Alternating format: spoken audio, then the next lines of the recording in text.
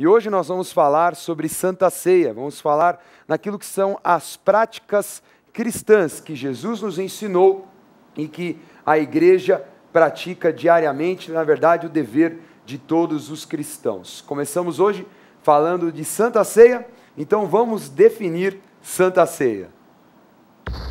Ceia é um ato de comunhão com Cristo instituído por Jesus antes de sua morte, símbolo da nova aliança que Deus fez com o homem.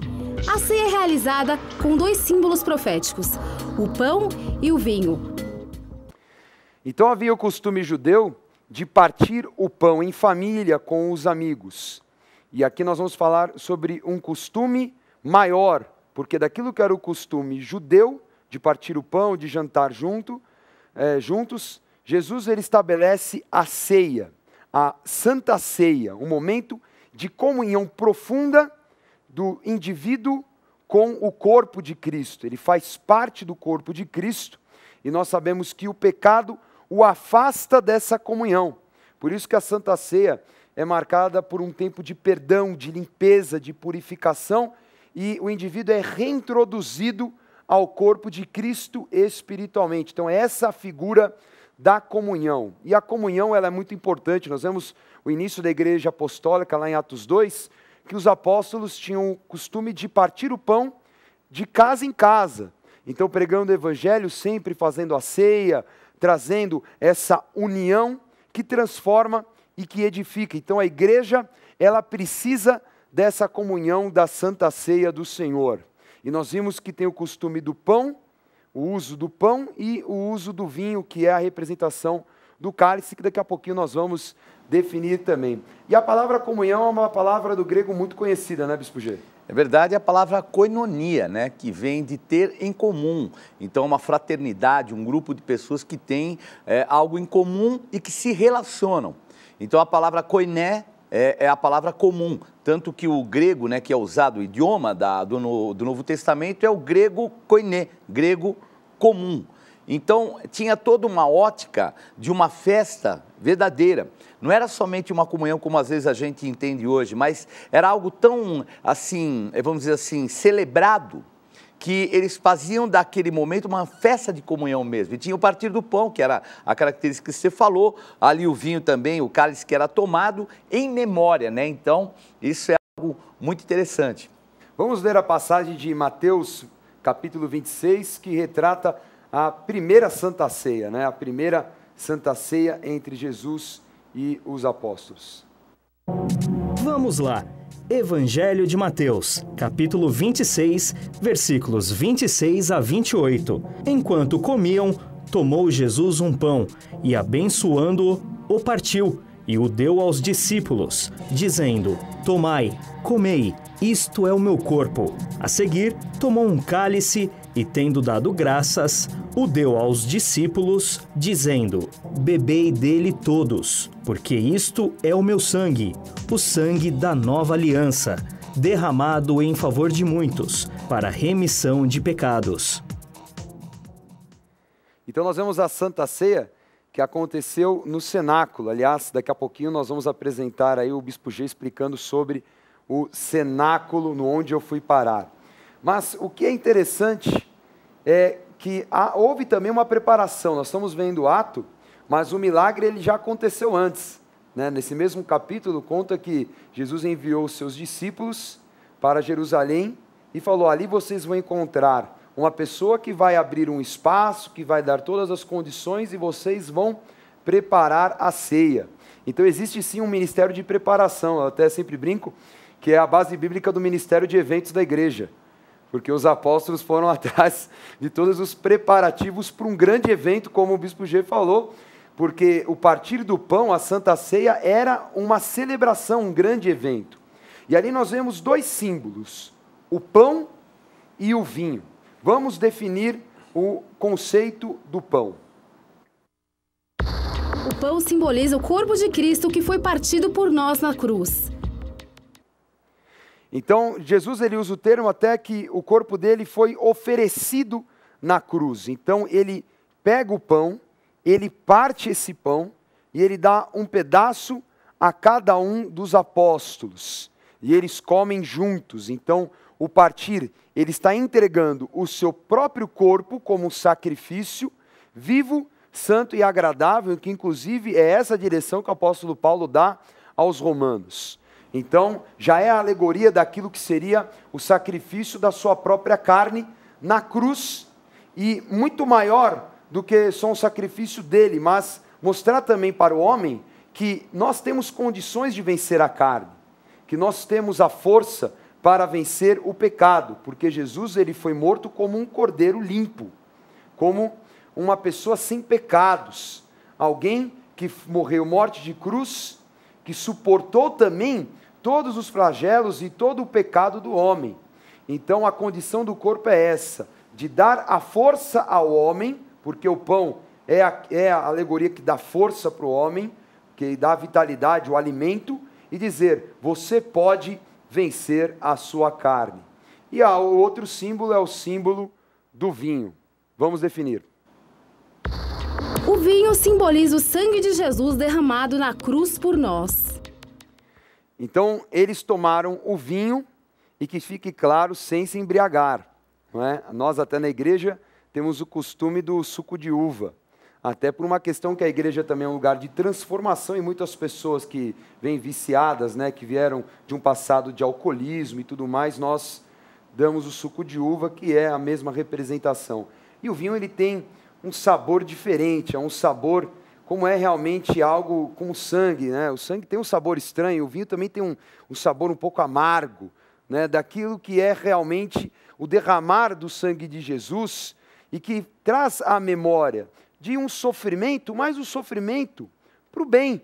Porque a mesma forma que o vinho era algo que era tomado para alegria, porque traz aquela euforia, a alegria, também é para você lembrar a festa de um sacrifício que Jesus fez. Ele derramou o sangue por amor de todos nós, para remissão dos pecados, como nós falamos na aula de redenção, para nos justificar e lavar as nossas vestes. Então, o sangue que traz a condição da santidade, que repreende o espírito de morte e que sempre está disponível para a remissão dos nossos pecados. Então nós vimos este símbolo, e eu queria ler mais uma passagem que é a versão do Evangelho de Lucas sobre a Santa Ceia, que trata de alguns detalhes diferentes da narração de Mateus. Vamos lá. Vamos lá. Evangelho de Lucas, capítulo 22, versículos 19 a 22. E, tomando um pão, tendo dado graças, o partiu e lhes deu, dizendo, isto é o meu corpo oferecido por vós. Fazei isto em memória de mim. Semelhantemente, depois de cear, tomou o cálice, dizendo, este é o cálice da nova aliança no meu sangue derramado em favor de vós. Todavia, a mão do traidor está comigo à mesa, porque o Filho do Homem, na verdade, vai segundo o que está determinado, mas ai daquele por intermédio de quem ele está sendo traído. Então aí dá o detalhe que ele fala do pão, que está oferecendo o seu corpo. Então é um detalhe a mais daquilo que é a narração de Mateus. E o que é impressionante é que quando nós cantamos parabéns, por exemplo, todo mundo canta parabéns e todo mundo parte o bolo. E até uma representação daquilo que é aquela vida, aquela comemoração de mais um ano de vida, é repartido por todas as pessoas que estão na festa. Então você vê que é um costume que nós temos hoje com o bolo de aniversário, que na verdade era um costume oriundo do partir do pão por Jesus Cristo, porque Jesus estava partilhando aquilo que ele era, e estava dando a porção dele para cada um dos apóstolos, sobre os quais o Senhor fundamentaria a sua igreja. Então essa comunhão ela é muito mais profunda, ela é uma comunhão também espiritual, de algo que Jesus estava dando dele mesmo. E nessa mesma ocasião é interessante que ele denuncia o traidor. Então o momento da Santa Ceia é o momento da denúncia daquele que não faz parte mais da comunhão, daquele que se levanta contra o corpo de Cristo, que a Bíblia trata, por exemplo, em 1 João capítulo 4, como o anticristo, aquele que se levanta contra tudo que se nomeia Jesus. E foi exatamente isso que aconteceu. Porque no momento da Santa Ceia é revelado que aquilo que não pertence ao corpo está fora, não faz parte daquele partir, e que, é claro, nós sempre vamos ter entre nós o levante do anticristo, porque a nossa guerra é uma guerra espiritual e o mundo jaz no maligno. Então a comunhão do corpo também é a comunhão do reino dos céus, a comunhão que nós temos eterna. E quem é o anticristo? Quem se levanta contra, adora outros deuses, ele não pode participar dessa comunhão. Agora, a Santa Ceia, ela foi realizada num momento muito especial, que era o momento da Páscoa, né, Bispo G? Um momento muito interessante, que é exatamente a relação do sacrifício, né? Inclusive, assim, era o término daquilo que seria a festividade da Páscoa hebraica e era o início da ceia mesmo, da comunhão, porque Jesus ainda ele comenta, né, que eles não mais comeriam daquela Páscoa a não ser no reino de Deus, quer dizer, a partir daquele momento Jesus morreria, cordeiro que morre, ele ressuscitaria ao terceiro dia e assumiria o reino. Então, a partir daquele momento, não seria mais aquilo que seria uma celebração ligada a um Egito, mas uma celebração muito maior, que era o quê? O vencer do pecado através da morte e o derramar do sangue do Cordeiro. E é interessante que a Páscoa, tanto no Antigo Testamento como no Novo Testamento, tem a representação do Cordeiro, do sacrifício do Cordeiro. Então, durante todo o Antigo Testamento, para a remissão dos pecados, eles sacrificavam um animal limpo, e nós vemos que antes de sair do Egito, que é o de se desligar do velho homem, daquela velha criatura escrava, eles fazem uma ceia, eles praticam a Páscoa, em que eles pegam um cordeiro puro, limpo, eles pegam o seu sangue, e eles colocam nas bordas, nos umbrais das portas, porque o anjo da morte passaria por todo o Egito, e quem tivesse sem a marca daquele sangue, iria ser destruído, o primogênito morreria.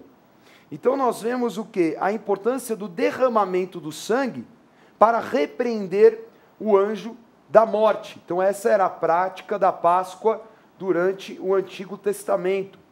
E vale lembrar que foi na 10ª praga. Você vê que Deus ali, acabando com o ciclo do Egito, vencendo o principado daquela terra e trazendo libertação. E na mesma figura vem Jesus como um libertador definitivo, inclusive dessa prática, né, desse ritual religioso do sacrifício do Cordeiro, porque ele foi o Cordeiro, ele fez um sacrifício definitivo. Se não imaginem, se cada pecado que você comete, você fosse sacrificar um Cordeiro, você tinha ido à falência, não é? Você estaria completamente sem dinheiro. E é até interessante, né, Bispo G, que Jesus, ele purifica o templo, por quê? Porque eles estavam vendendo os animais para o sacrifício, era uma prática de corrupção pela religiosidade. Entrava por um portão para ser morto, só que não era morto, já voltava para o mesmo lugar onde era vendido, quer dizer, então não era feito sacrifício, um dinheirinho era levantado aí para repartir entre eles, né? Por isso que Jesus ficou bem revoltado com aquilo que estavam fazendo com a casa do Senhor. Com certeza. E é a marca da vitória sobre a morte. Então a Santa Ceia, ela é uma lembrança, uma comemoração da vitória sobre a morte. Vamos ler como é realizada a prática da Santa Ceia através da vida do apóstolo Paulo na primeira carta aos Coríntios. Vamos lá.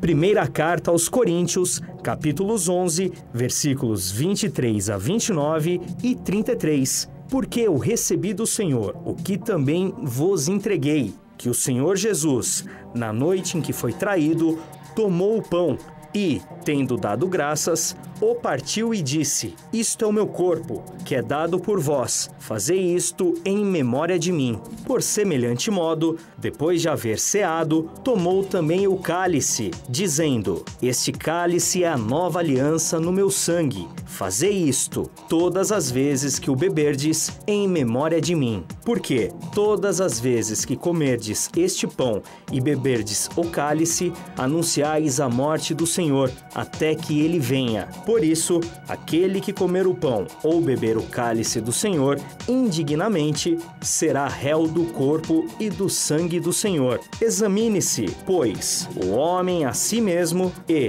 assim, coma do pão e beba do cálice. Pois quem come e bebe sem discernir o corpo, come e bebe juízo para si. Assim, pois, irmãos meus, quando vos reunis para comer, esperai uns pelos outros. Então nós vemos a passagem que o apóstolo Paulo, ele explica a prática da Santa Ceia. E vamos falar de 5 pontos importantes. O primeiro ponto importante é que a Santa Ceia é uma ordenança do Senhor Jesus. A igreja, ela tem que ter a prática da Santa Ceia. E o apóstolo Paulo, ele fala isso aos coríntios: vocês têm que ter sempre o partir do pão, vocês precisam realizar a Santa Ceia. E eis a pergunta: quem pode participar da Santa Ceia? Bispo G, quem que na verdade não pode participar da Santa Ceia? Bom, todos podem participar e todos devem participar. O que é importante, que a pessoa, antes de comer, ela se autoexamine. Então, se ela cometeu algum pecado, que ela peça perdão e coma. Porque nós vemos que a religiosidade coloca um lado. Se você pecou, você não pode comer da ceia. A Bíblia não fala, não coma. Fala assim, examine-se o homem e coma. Então, a comunhão do corpo. Porque o que é a ceia? A ceia é um ato profético. Ela deixou de ser um ritual, que era o ritual da Páscoa, para se tornar um ato profético, que nada mais é do que uma celebração em memória de algo que Jesus Cristo fez definitivamente. Porém, nós temos os nossos pecados, né? Cada vez que a gente peca, nós temos o quê? A Santa Ceia, ela é a marca desse referencial para nós nos lembrarmos, para trazer a memória, e aí limpar aquilo que foi feito de pecados durante aquele período. Com certeza. Então, se você crê em Jesus Cristo, confessa seu Jesus como Senhor e Salvador, você pode participar da Santa Ceia. Claro, se você não acredita em Jesus, acredita em outros deuses, não coma, né? Isso é até condenação. Então não faça isso. Mas se você crê, é claro, você pode participar. Todos podem participar. E é, em segundo lugar, o que o Bispo já falou, um momento de memória, né? Um memorial daquilo que é o sacrifício de Cristo por nós. Então a Santa Ceia, ela tem que estar com a motivação certa. Não é uma festa sem sentido, vou comer o pão, o cálice legal. E é interessante que no começo desse capítulo, o apóstolo Paulo exorta os coríntios, porque a igreja de Corinto não era uma igreja fácil, né? Tinha muita divisão, não sabiam andar em comunhão. E é interessante essa passagem, Bispo G, porque até Paulo fala que é bom eles terem uma certa divisão, mas que no momento da Santa Ceia acabou a divisão, vocês têm que andar em comunhão. Verdade. Como é que funciona essa coisa aí? Eu acho assim, eles eram bem mal educados, né? Por que a gente percebe? Porque a cidade de Corinto é uma cidade portuária. Então ela recebia as mais variadas tipos de pessoas, classes sociais. Era uma mistura realmente a cidade de Corinto. Então falou, um espere pelo outro. Ele falava assim também, não vem aqui para matar tua fome. Quer dizer, tinha gente que vinha para ser, para comer, para se alimentar. Deixava de comer acho que o dia inteiro para comer ali na igreja, né? Então mostrando até um lado assim, por parte do apóstolo Paulo, de mostrar, né? Porque o apostolado, ele coloca uma disciplina, mas não uma disciplina, um peso, mas uma disciplina onde a pessoa reflete e ela começa a perceber que ela faz parte de algo muito mais profundo, que é o corpo de Cristo, né? Por isso é importante, né? Você se acertar com o seu irmão, né? A palavra fala isso, que aí é o terceiro lugar, que é se arrepender dos pecados antes de participar da ceia, ou seja, não ter pendências espirituais.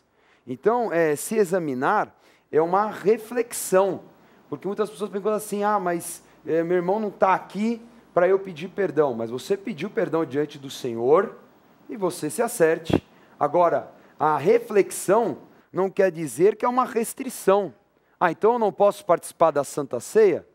Não, porque isso gera uma certa confusão, bispo, né? As pessoas perguntam, mas como assim? Eu tenho que me examinar, mas se eu estiver em pecado, eu não falei ainda com o meu irmão. Bom, mas você se arrependeu com o Senhor? Perfeito. Você refletiu e você reconhece que errou. Perfeito. Então, o examinar não examine-se e não faça. Não. A palavra é bem clara. Você se examina e você participa da Santa Ceia.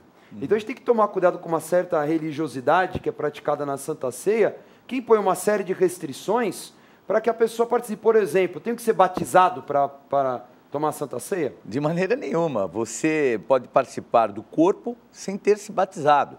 E também, o batizar também deve ser e pode até ser alguma coisa que a pessoa tenha conhecimento e entendimento e ela se batizar logo. Agora, uma coisa não interfere na outra.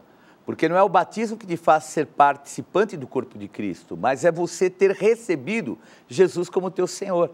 Você aceitou a morte dele, você aceitou a ressurreição dele, a partir daí você faz parte do corpo, não precisa ser batizado. Batismo nada mais é do que uma representação exterior de algo profundo e interior que aconteceu, né? Porque é muito interessante que às vezes na igreja nós vemos pessoas que são de outra formação, né, de igreja e tudo mais, de outras doutrinas, e ela não participa da Santa Ceia. Por que você não vai participar da Santa Ceia? Não sei, mas você vê que tem um certo ranço que não condiz com a palavra, né? O importante é, antes da ceia, você se examinar, você confessar os teus pecados, porque a Santa Ceia é uma reintrodução ao corpo. Você está se reintroduzindo no grande corpo de Cristo. Então, você tendo dignidade a sentar na mesa, acabou. Não tem nada que desabone. E é importante você estar colocando, Dani, porque as pessoas tratam a ceia como um ritual. E tratando como um ritual, para todo tipo de ritual, né, na religiosidade, você tem que ter um preparo, você tem que ter isso, aquilo.